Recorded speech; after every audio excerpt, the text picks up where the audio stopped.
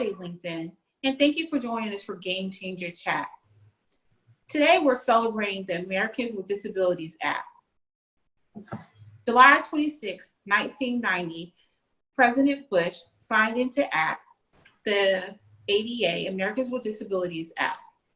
It was a landmark event, a way to bring attention to the important work that promotes equal opportunity for individuals with disabilities. Today, we have with us Melissa Dobbins, founder and CEO of Career Place. Melissa, thank you for joining us. Thank you for having me. Please tell us, how did you start your work in human capital? Well, it's an interesting question, and I think it's a story that a lot of founders have in common, where I experienced some challenges and frustrations in my own career, in my experiences, and I was driven to help solve them.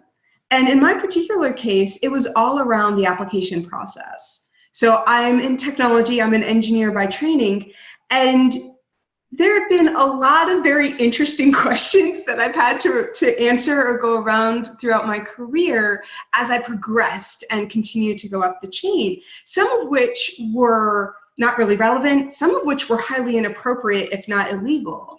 And this is a problem that a lot of people suffer from, where as they're going through the application process, as they're going through the interview process, the employers, the organizations get a little distracted by what they may see or the assumptions that they make based on who they're interviewing, rather than focusing on what really matters and if this person is going to be great for the job.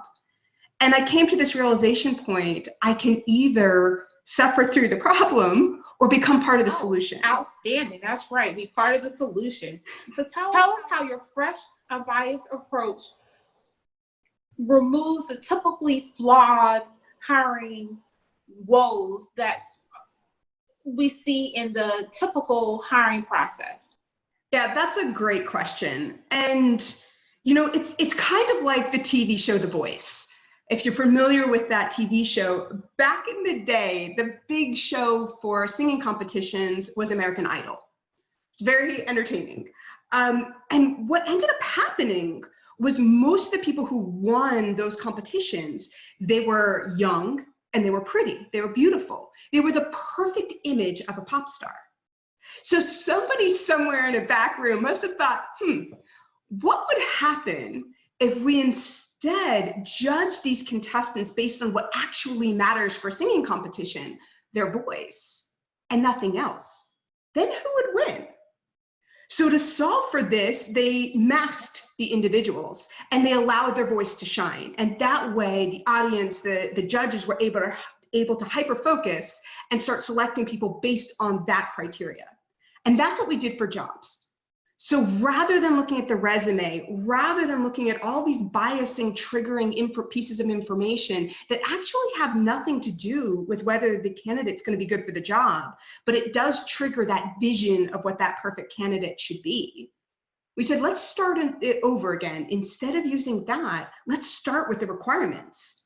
For singing, it's a voice. For other roles, there are going to be other criteria, skills and knowledge and expertise that's going to be valuable for that position. Predefine that. Judge all of your candidates against that and nothing else. So employers don't even know if they're evaluating men or women. They don't know age. They don't know skin color. They don't know sexual orientation. They don't know anything except what they have defined as being a requirement and necessary for the job. Wow, that is wonderful. Okay, break this down in layman's terms for all the recruiters and hiring managers out there. How does this benefit individuals with disabilities, since we're talking about the ADA this month? Yeah, that's a great question. So unfortunately, people with disabilities are put at a disadvantage in the process. So for example, if somebody with a physical disability comes in for a job interview or is going through the first parts of the process, employers might jump to some conclusions. For example, it's not uncommon to jump to a conclusion if you have a physical disability, perhaps you have a mental disability, or there's a fear factor that will start to trigger, oh, this person might cost me money because I need to take reasonable accommodations to allow them to be successful at the job. And those types of assumptions, those conclusions will put those candidates at disadvantages before they even have a chance to prove that they're the right individuals for the job. Now you take other type of disabilities, let's say somebody who's on the autism scale, they might not make eye contact. And there are individuals who will jump to the conclusion that that means either they're not good at interaction, or they're not engaged in the conversation, or any other number of things. So if you can remove those and or defer those till the end of the process, where when you're facing the individual, you already know they are a great candidate for the position, then we can dampen a lot of those conclusions and get around them. Thank you for that. So you work with a lot of different clients, different type of companies at all different ranges. Tell us what has been the feedback as far as the return on investment from removing the biases from various dimensions of diversity. So return on investment is a really interesting area because everybody views that value differently. For some people, it's simply a matter of retention. So having a process that will bring candidates that are much more loyal in the long term and retain for a lot longer is very valuable to them. Incidentally, people with disabilities tend to be retained, tend to last a lot longer because there is a loyalty there. You are giving them opportunity that they've been shut out of before, and that is very valuable to candidates. So there's that aspect. There could be simply a matter of being able to turn through as many candidates and finding the right ones and removing the ones that we call apply blasting, when they're just hitting the apply button, they don't actually know what they're applying for. So having structure to your process will remove a lot of that, which takes a lot of time out of the process. So that's a return on investment. So there's lots of different facets. Of course, from a diversity and inclusion perspective, just being able to engage with a more diverse population, be able to evaluate them more fairly, bring them on board, and have a more inclusive environment all turns into that ROI in getting that diverse workforce. Okay, I appreciate that.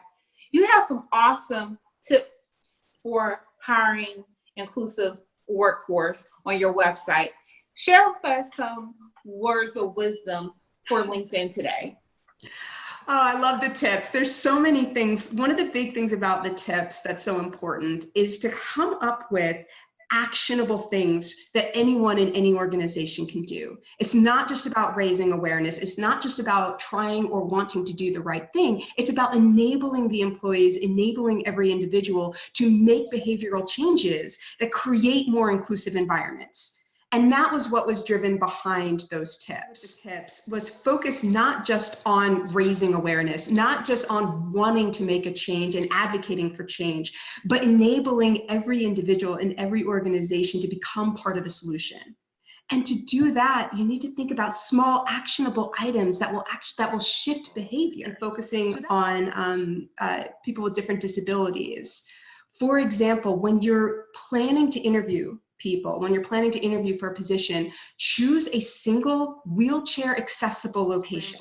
They will feel like they belong and that you've thought of them from the very beginning. So many stories, don't touch. If someone has a prosthetic or is in a wheelchair or has some sort of device that's helping them, or even a service dog, do not touch.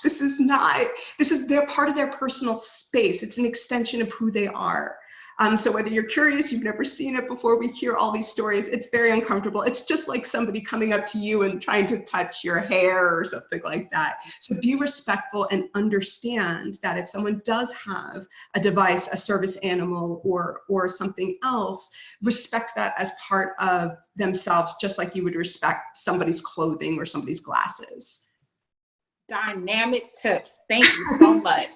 And yes, don't touch hair. Don't touch hair. No, don't touch hair. How can LinkedIn get in contact with you for speaking engagements or to utilize your services at Career Place? Well, there's a couple of simple ways to do it. You can always find me on LinkedIn, which I know will be connected to this interview. You can also come to our website at www.career.place.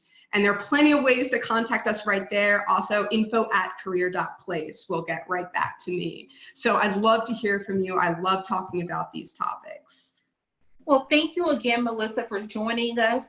And it was awesome information. And you have a wonderful rest of your day. Thank you.